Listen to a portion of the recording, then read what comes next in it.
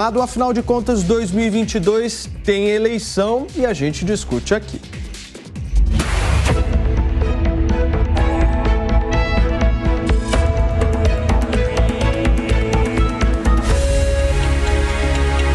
Eleições 2022.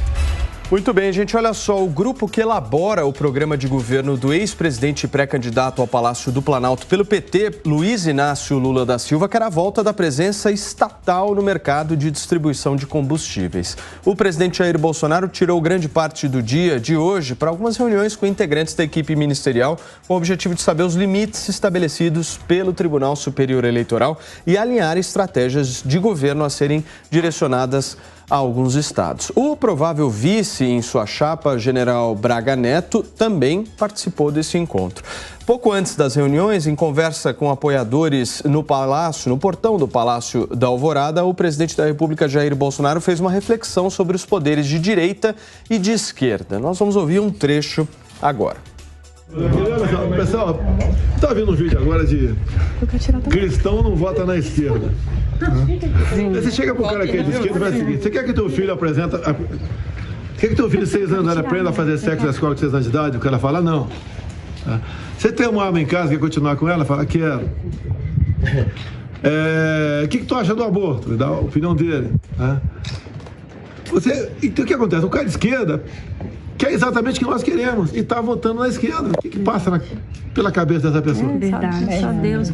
É impressionante. Agora, tem cada um e mostrar a realidade para essa pessoa. Para vocês falam tanto de democracia, né? E agem dessa maneira.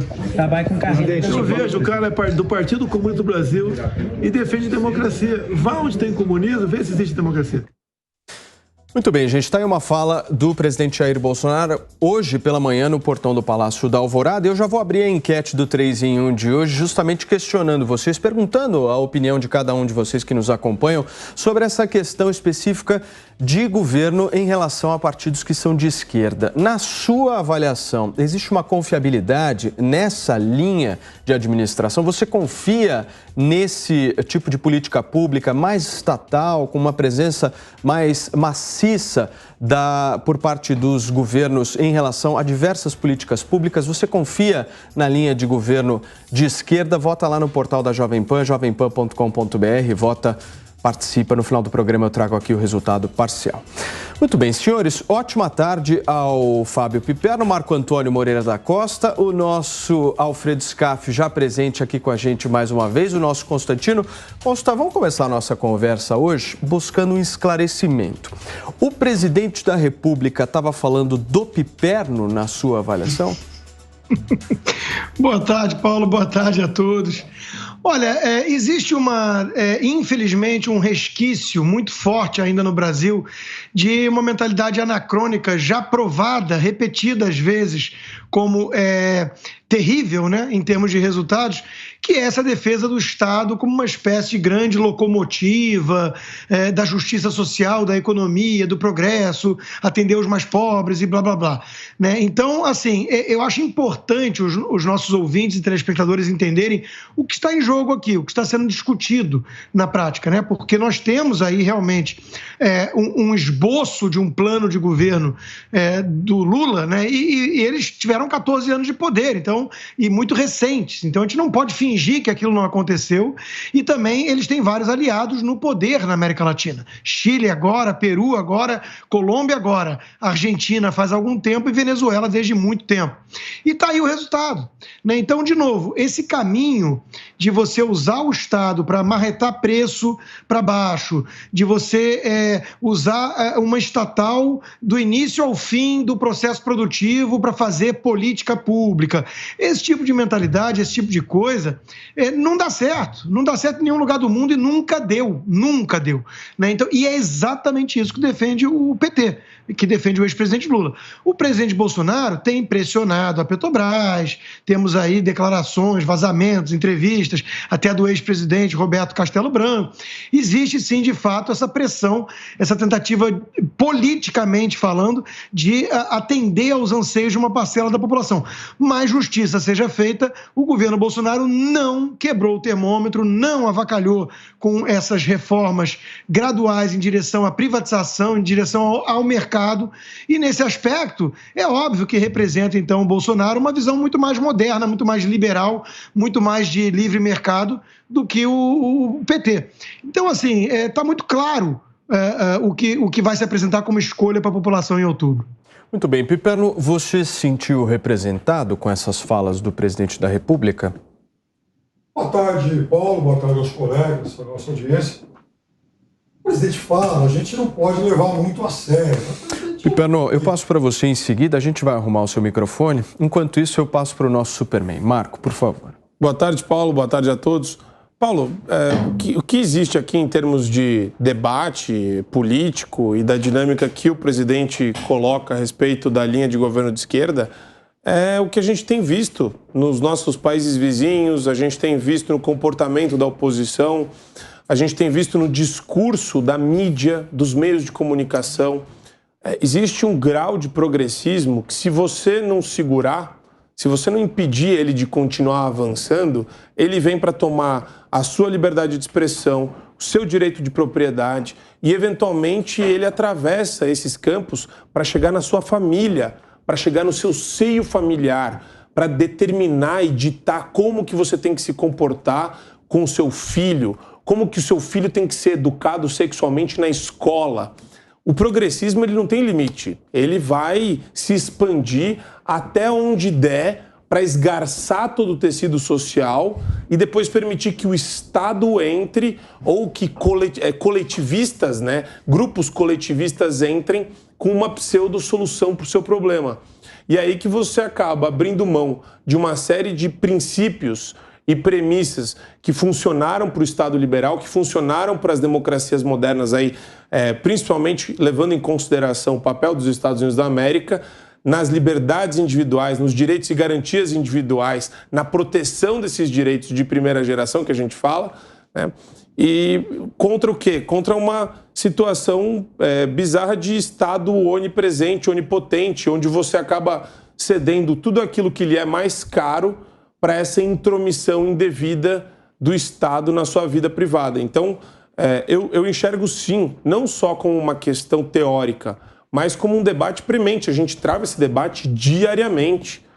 É só você abrir qualquer portal de notícia.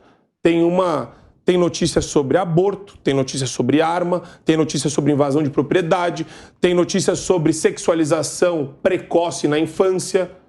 E tudo assim, de uma forma como a gente nunca tinha visto há 30 anos. A gente está falando de professor entrar na sala de aula e determinar como que seu filho, o que o seu filho vai pensar, que seu filho pode se considerar menino, menina, fluido, que é coisa que você nunca ia cogitar há 30 anos atrás. E eu tenho certeza que as pessoas, a nossa audiência às vezes fica enfurecida com alguns debates porque eles parecem bobos, mas eles estão acontecendo. Só que vem esse tipo de pauta come pela beirada. E quando você vê e deixou passar, já é tarde demais e você já está com o filho chegando em casa falando uns absurdos que você nunca tinha ouvido na sua vida. Muito bem, Piperno, agora sim, restabelecido o seu áudio, por favor. Boa tarde, então, a todos. Paulo, eu vejo que a extrema-direita ela tem uma obsessão doentia por uma cumplicidade com muitas inverdades, né? Porque, veja, Paulo, eles gostam desse exagero, né, de invadir a sala de aula para dizer tal coisa, para invadir invadir a propriedade, para isso, para aquilo. Como se isso fosse algo praticado de forma ostensiva. Absolutamente ostensiva, de forma normalizada. É claro que isso é uma mentira, mas é uma mentira grosseira. Só que tem uma coisa, isso só traz um conforto a quem não é da extrema-direita. É o fato de que esse discurso que seduziu em um determinado momento, ele está caindo em desuso no mundo todo. Porque, veja, qualquer lugar, qualquer país civilizado do mundo, em algum momento ele foi governado, ou ainda é, por partidos de esquerda. E nem por isso Eles deixaram de ser, enfim, países civilizados. Pô, a gente pega a Europa toda. Qual o grande país da Europa que jamais foi governado pela esquerda? A gente pode falar de Partido Trabalhista inglês, sei lá, o social-democrata alemão, socialista francês, os partidos italianos, espanhóis, escandinavos, então, perder de vista. Quer dizer, para que transportar para a nossa realidade um discurso que não é verdadeiro? Agora, eu vou dizer um negócio, como cada um faz o que bem entende, eu até acho graça quando ouço isso. Porque, veja, o governo do PT, por exemplo, que ela não é o meu partido, sempre para deixar isso bem claro, ele governou o país durante 13 anos e meio, é verdade, e mesmo o PT teve muitas nuances. A gente viu um PT diferente do outro. O governo Lula não foi igual ao governo Dilma. Aliás, o governo Lula foi muito bem sucedido e o da Dilma não. Então, veja, o país deixou de crescer, de progredir, por exemplo, no governo Lula? É claro que não. O sistema produtivo do Brasil virou uma bagunça? Óbvio que não. A Petrobras, por exemplo, ela se tornou mais estatal do que era? Não, inclusive houve um grande processo de capitalização. Então essas coisas, que dizem, né? Que a extrema-direita predatória diz, não tem respaldo na realidade. Mas o Piperno, a Petrobras, nos governos do PT, nós não tivemos bagunças na Petrobras? Não, eu não disse que bagunça, eu só disse que ela não se tornou mais estatal.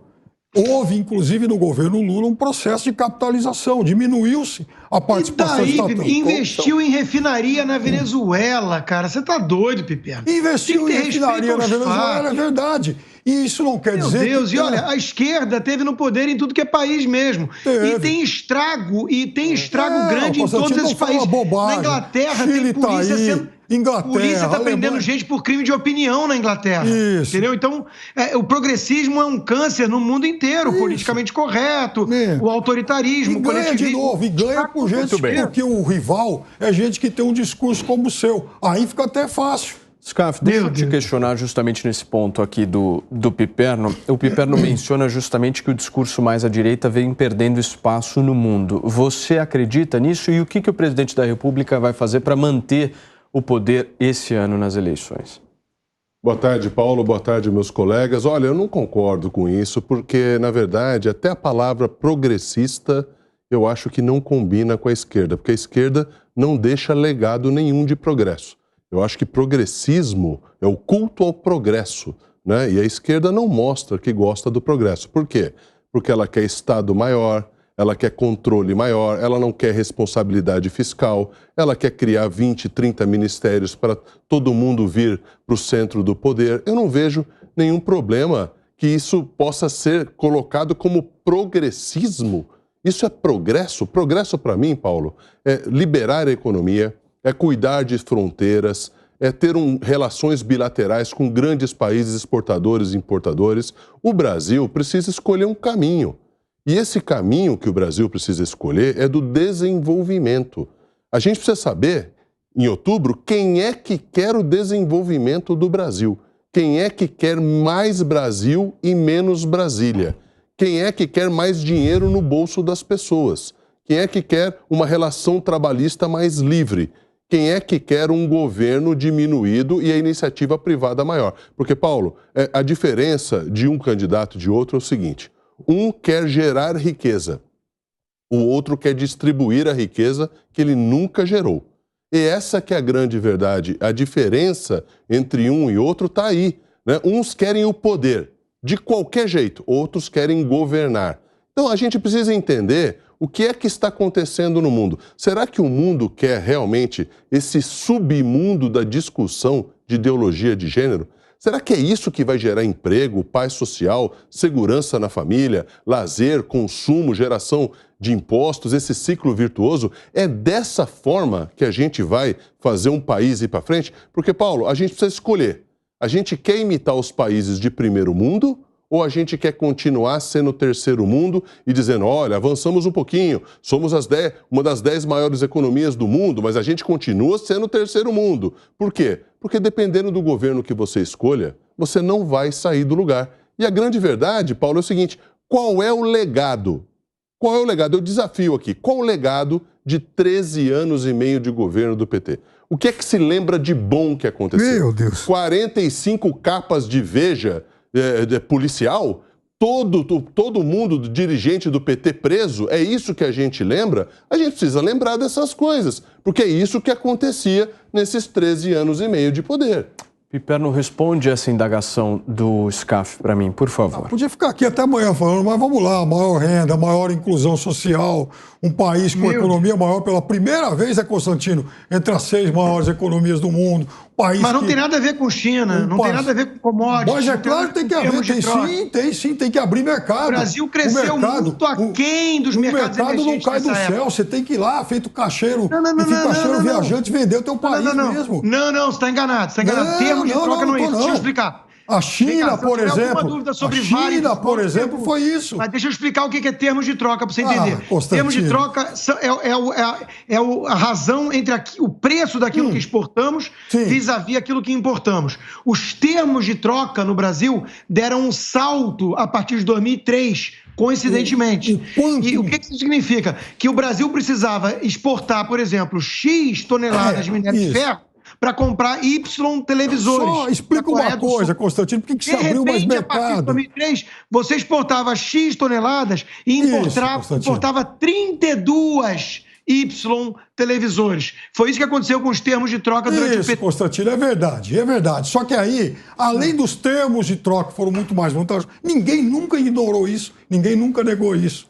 O que tem que ser dito... Você ignora até a pandemia hoje. O que tem que ser dito é que também, além disso, Constantino, foi se abrir mais mercados. Vocês falam até hoje da China. A China foi um mercado que se ampliou. Bilhete de loteria. O Brasil ganhou um bilhete de loteria com a China. E o que o PT fez? Estimulou o consumo irresponsável e quebrou o país. É isso que o PT fez. Quebrou o país naquele momento, Constantino. Quebrou o país. Tinha superávit fiscal à vontade até 2010. Todas as sementes da crise que veio depois. Isso é verdade. Eu fiz análise. Ou seja, estamos agora, chegamos à conclusão de que tivemos 10 anos de crescimento ruim. Eu fiz análise dizendo que 10 anos de crescimento ruim, certo? O que eu acho que é importante nesse debate é o seguinte, e aí acho que vai a principal discrepância com o que o Piperno pensa. A iniciativa privada, ela se desenvolve apesar do governo. Né? Então você tem, quando você tem a instalação de um regime de esquerda, de um regime socialista, existe às vezes até um pouco infantilizada essa perspectiva de da noite para o dia vai mudar. Não, a corrupção ela vai se lastreando de maneira endêmica, é como se fosse um vírus, o vírus da corrupção vai permeando o corpo da República e vai se infiltrando, âmbito federal, estadual, municipal, se envolvendo com o narcotráfico. E daí, quando você vê, você tem uma estrutura estatal totalmente corrupta. Nossa. E não só isso. Aí você tem os princípios que regem o atraso, que daí é legal que o SCAF falou, né, que o progressista, na verdade, é um regressista. Ele atrapalha o desenvolvimento de uma nação, não contribui para ela. Então, é exatamente isso. Ele pensa em redistribuir antes de gerar. E você pega todos os países que tiveram um viés liberal eficiente, implantado na década de 70, 60, como a Suécia, por exemplo, que chegou a ser a 7ª maior economia do mundo, quando adotou pelo modelo do Estado Welfare State, né, Estado de bem-estar social... Já faz tempo, caiu. Já faz tempo, hein? Sim, quando ela começou a adotar. Caiu drasticamente, hoje ela está lá atrás. Por quê? Porque é isso, porque as pessoas elas querem prosperar e o Estado a mentalidade do burocrata de plantão não é do empresário, do empreendedor que é de se arriscar, de criar emprego, de desenvolver, de tomar risco. Não existe risco na mentalidade do burocrata. E a única coisa que leva o mundo a se desenvolver é risco. É a pessoa assumir risco para conseguir quebrar paradigma. Esse empresário ele não tá junto com esse governo. Você sabe por quê? Esse empresário sabe que esse governo é predatório. Estou lendo aqui, por exemplo, uma declaração do presidente da Natura, Pedro Passo, aliás, o fundador da Natura, ontem no jornal Estado de São Paulo. Bolsonaro é um show de horror. Lula propõe soluções antigas. Mas, assim, ele não quer saber. Ele falou dos dois, mas ele falou: Bolsonaro é um show de horror. É pior. Na Amazônia. Não quero mais isso. Os interesses da Natura por aí, né? Isso. Em relação a... Aliás, são muitas as empresas. Então a Natura pensa isso, a Fiesp pensa isso. Empresas que têm interesse num Estado gigante, sim, Piperno. As empresas já muito bem estabelecidas não gostam de livre concorrência, de empreendedorismo. Agora, o Marco Antônio citou a Escandinávia, e é verdade. Veja, a Suécia quebrou em 90, 92. Vários países escandinavos estão engessados. As maiores empresas escandinavas têm 50 a 70 anos de idade. Não tem muita inovação. E mesmo assim, quando a gente vai avaliar o índice de liberdade econômica desses países, eles parecem liberais perto de um Brasil da vida. Perto de uma Argentina, então nem se fala, que é o que o Lula quer para o Brasil. Aliás, lembrando que a Argentina é o exemplo, é o modelo. Sabe quando você vai fazer lançamento de um empreendimento imobiliário, prédio, você tem lá um mostruário, né? Você fala uma maquete. A Argentina é a antessala do Lula. O que o Macri entregou, né? O que o Macri entregou. Não, e veja, não. O Macri comparado ao Bolsonaro é praticamente um comunista, né? Olha, é muita cara de pau do Piperno, mas ainda... Não, e tem mais uma coisa, Constantino. Ele piora. Cada dia ele piora. Uma outra coisa que você gosta de omitir, né? Você gosta de omitir, passar pano. Porque uma coisa que você nunca disse aqui, que o Macri, que o governo Fernandes, ele assumiu no meio de dezembro, ele assume 2 meses antes do início da pandemia. O governo Bolsonaro, por exemplo, assumiu 1 ano antes. Então, Fernandes só administrou o país no meio da pandemia. Bolsonaro não. E fez muito pior. Olha o resultado, 70% de inflação. Eu que estou dizendo, 70%. Os comércios todos estão fechando na Argentina. Tem muita inflação. A nossa mídia não quer saber do PT. A nossa empresa não quer saber da relação do PT com o PCC, da delação do Marco Valério, e também não quer saber da existência da Argentina. Então, é uma delação, não sei se você falar sobre isso. Não sei se você pode se informar. É uma delação de 10 anos atrás. Olha só, gente, o delegado que investigou o PCC, já que o Constantino citou esse assunto aqui, vai chefiar a segurança do ex-presidente Lula na campanha. Alexander Castro Oliveira foi o responsável pela operação Caixa Forte. Eu quero entender um pouco de vocês. Vou começar por vocês, CAF. Sabendo qual é a estratégia do Lula por trás aí dessa escolha específica em relação a um tema que em 2018 nós vimos algo extremamente violento acontecer com o atual presidente da República, né? Esse tema de segurança na campanha vai ser muito sério. Sem dúvida, Paulo. Esse é um tema que agora o presidente Bolsonaro tem um gabinete da segurança institucional. Obviamente, ele está muito mais seguro e precisa ser muito mais seguro porque, na verdade, ele é o alvo mais exposto, ele é a situação que concorre à reeleição. Agora, eu vejo que não há nenhum problema de você fazer segurança de candidatos à presidência da República, desde que você una a Polícia Federal com as polícias estaduais, com as polícias militares. Eu acho que esse esforço precisa ser conjunto. Você não pode deixar só na mão da Polícia Federal, até porque a Polícia Federal não tem um efetivo de milhares e milhares de policiais, como tem a Polícia Civil e a Polícia Militar de todo o Brasil. Eu acho que precisava unir um pouco essa inteligência para deixar todos os candidatos bem mais tranquilos. Agora, Paulo, se você me permite, no último comentário, eu acho muito engraçado empresários antigos que se acham muito inteligentes, muito capazes, muito intelectuais, né, ficarem adjetivando o presidente da República, né? Esses caras jogam contra o país, porque eles não conseguem entender o jeito de ser do presidente da República, que é deles também.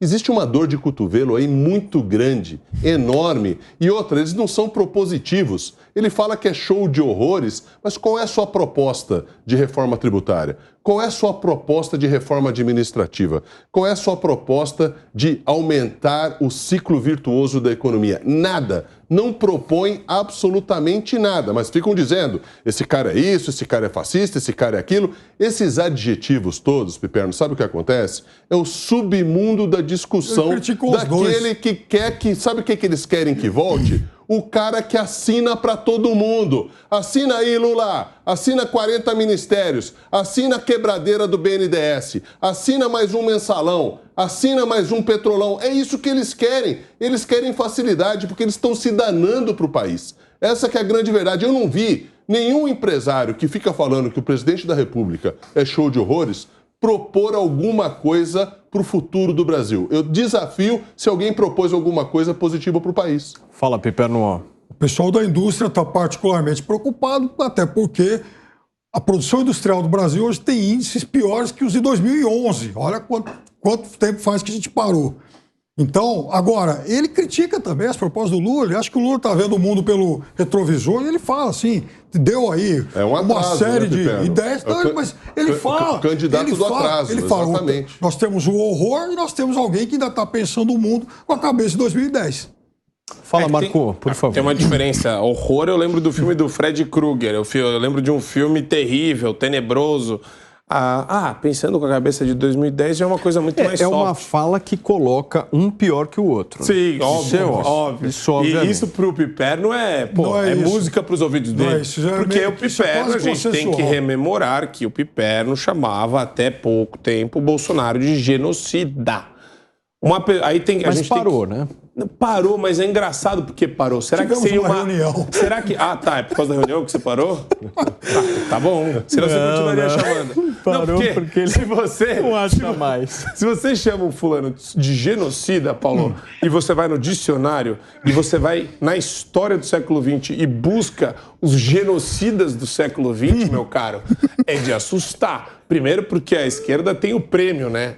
De todos, né? O maior prêmio de todos, os maiores genocidas, Mao Tse-tung, Stalin, é tudo o pra Oscar esquerda. do genocídio. Esquerda.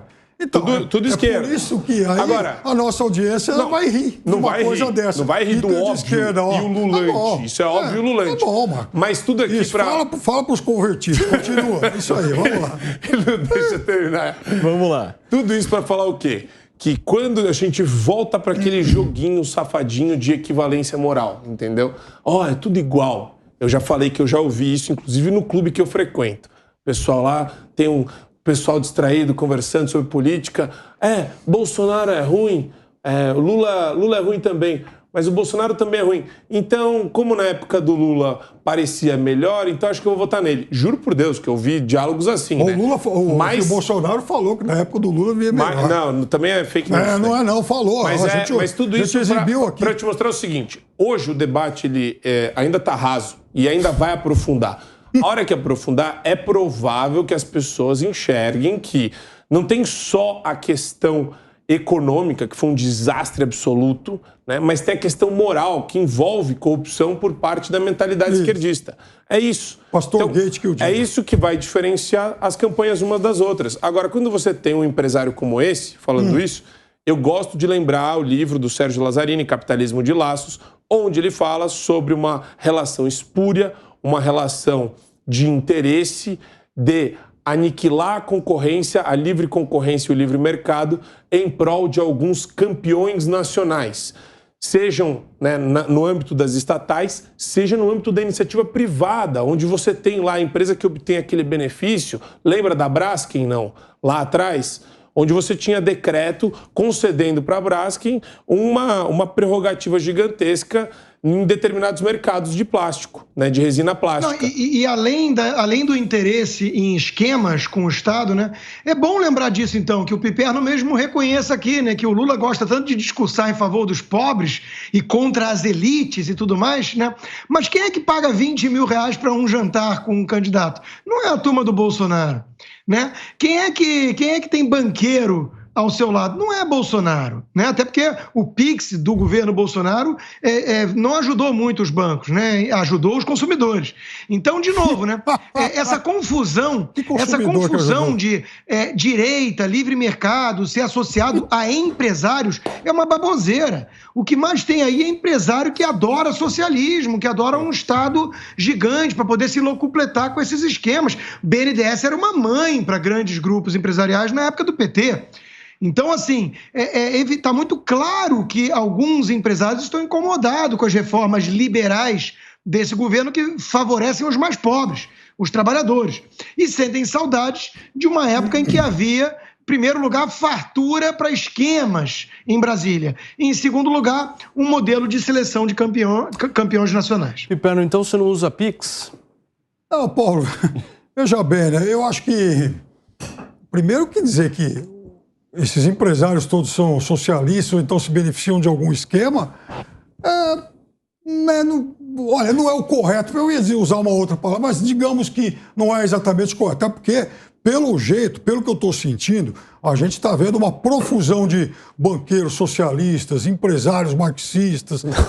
Todo mundo de esquerda. É impressionante. Há, de fato, uma grande coligação esquerdista juntando desde sindicatos a partidos políticos até o grande empresariado nacional. Povão, né? Só não tem gente na rua. Esquema que deve... O Piperno escreveu exatamente o fascismo, o socialismo. Mas aí que eu ia chegar, exatamente Constantino. Isso. Um conluio entre sindicatos, grandes grupos, e intelectuais, artistas.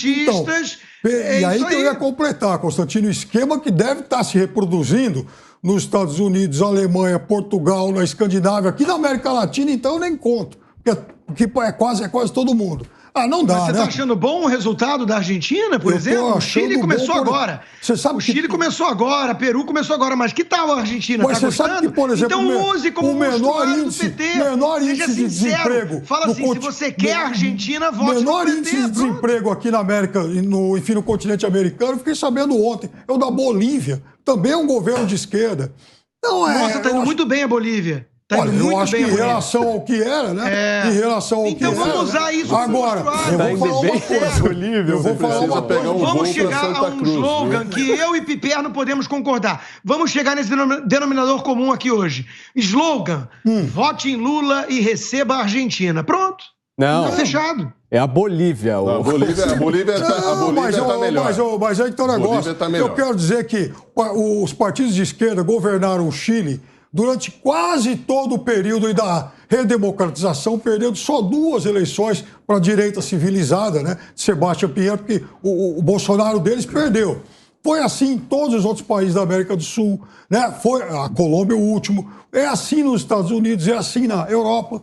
Então eu acho que realmente há uma grande coligação mundial, global, para se eleger aí esse truque retórico barato. São 5 horas e 31 minutos. Nós estamos ao vivo aqui na Jovem Pan News. A gente conversou um pouco nesses primeiros 30 minutos aí de programa sobre Bolsonaro, Lula. Eu queria colocar um pouco na nossa discussão sobre o pré-candidato Ciro Gomes. Olha só. Ciro Gomes, Piperno, só tem palanque em 3 estados. E no principal deles, o candidato do PDT ao governo do Rio de Janeiro, Rodrigo Neves, firmou com uma ala petista uma aliança, inclusive, de apoio ao Lula. E eu quero saber o seguinte, como é que um candidato à presidência da República resiste até outubro com apenas 3 palanques eleitorais? Se você puder me responder, Scaff, começa você. Olha, é uma situação realmente difícil para todo e qualquer candidato que não esteja dentro desse 80% de votos que estão divididos entre a situação e o ex-presidente Lula. É realmente difícil. Ciro Gomes, ele tem um recall, sim, já disputou outras eleições. As suas ideias não são bem colocadas para a população. São ideias radicais, são ideias de canetada, de um pouco de ditador, assim, um aspecto ditatorial. Eu mando, eu faço, eu consigo, sou eu que sou mais inteligente, todo mundo é burro, ninguém presta. E esse é o tipo de coisa que não combina num Estado democrático de direito. Então, é muito simples, Paulo. O próprio MDB, o próprio PSDB não concorda com a candidatura de Simone Tebet. Grandes políticos de 40, 30 anos de política sabem que isso é uma aventura pessoal de Simone. Por quê? Porque a Simone sabe que se ela fosse para a reeleição no Senado em Mato Grosso do Sul, ela ia perder feio para Tereza Cristina. Né? E como a Tereza é a provável eventual vencedora do pleito, ela falou, o que eu vou fazer? Eu vou partir para um voo solo para aparecer. Mesma coisa o que fez o Geraldo Alckmin. Geraldo Alckmin só ganhou a eleição aqui em São Paulo com a máquina na mão. Quando ele se viu sem a máquina, quando ele se viu sem partido, ele correu para qualquer lado e olha onde ele se encontra. Então, eu vejo que Ciro tem uma dificuldade muito grande. Agora, Ciro é sincero, né? E as suas declarações são sinceras. Ele diz o seguinte, se Lula ganhar a eleição, o país pega fogo no mesmo dia. E ele tem experiência para falar uma coisa dessa. Ninguém conhece Lula melhor do que Ciro Gomes, né? O Ciro Gomes, com certeza, quem votar em Ciro Gomes, se eventualmente votar em Lula no segundo turno, está votando contra os ideais e os pensamentos de Ciro Gomes, né? Porque ele não aprova esse último governo de 13 anos e meio do PT aí, que levou o país quase à destruição, só não leva à destruição porque o Brasil é muito rico, aguenta esse desaforo de roubalheira como aguentou, né? Perfeito. Ô Consta, nesse final de semana, inclusive, teve uma repercussão muito grande das agendas dos candidatos à presidência da República na cidade de Salvador, estado da Bahia. E Ciro Gomes e Simone Tebet se encontraram ali casualmente, né? Você acha que existe uma possibilidade de aliança entre os dois no final da história ou eles mantêm as candidaturas? Olha, é difícil, Paulo, porque, de novo, né, é uma disputa pela medalha de bronze, né? E o próprio Ciro Gomes tem vantagem. Ele já disputou 3 eleições presidenciais, tem algum recall, né? Tem os resquícios pipérnicos espalhados por aí que ainda gostam daquelas bravatas todas e daquela mentalidade autoritária, controladora, né? Eu vou fazer, eu sei quais são os setores chaves, eu vou investir, fazer isso e tudo mais, um sindicalismo tacanho, né? Ainda tem uma turma que cai nessa. Então, o Ciro tem lá os seus 8% e a Simone Tebet tem traço, né? Tem 1%, 2%, 3%. Então, assim, o Ciro aceitaria, a princípio, até mesmo o vice na chapa da Simone Tebet, é o que dizem aí os jornais, talvez por desespero. Talvez por desespero, porque ele não tem mais nada. Ele está sendo boicotado até pelo PDT. O PDT tem aí já um slogan pronto, né? Do Rodrigo com o Lula e tudo mais. Então, não vai ter palanque. O PDT está fazendo acordos para governo aí com o PT, que, aliás, está dando problema em tudo que é lugar. O Molon também está reclamando de traição do Freixo e por aí vai, né? É difícil mesmo fechar essas chapas, né? Porque tem o interesse do partido e muitas vezes isso atropela indivíduos que têm ali um projeto pessoal, né, de poder e tudo mais. Então, não é fácil esses acordos. Agora, eu acho interessante qualquer um que se predispõe a conversar com o Ciro Gomes da vida e que se vende ainda assim como terceira via. Porque Simone Tebet se destruiu politicamente, nunca teve muita coisa, né? Mas ela se destruiu politicamente, justamente por isso ela votou 80 e poucos % com o governo Bolsonaro até metade do caminho. E depois ela faz discursinho contra o Bolsonaro em tudo. Quer dizer, o agronegócio olha para ela torto. Qualquer pessoa que entende que esse governo tem uma pauta reformista virtuosa, olha para ela torto. E agora ela estaria conversando com Ciro Gomes, ultra-esquerdista? Quer dizer, isso não é terceira via nem aqui nem na China, né? Isso é a turma vermelha com uma máscara para disfarçar, para enganar trouxa.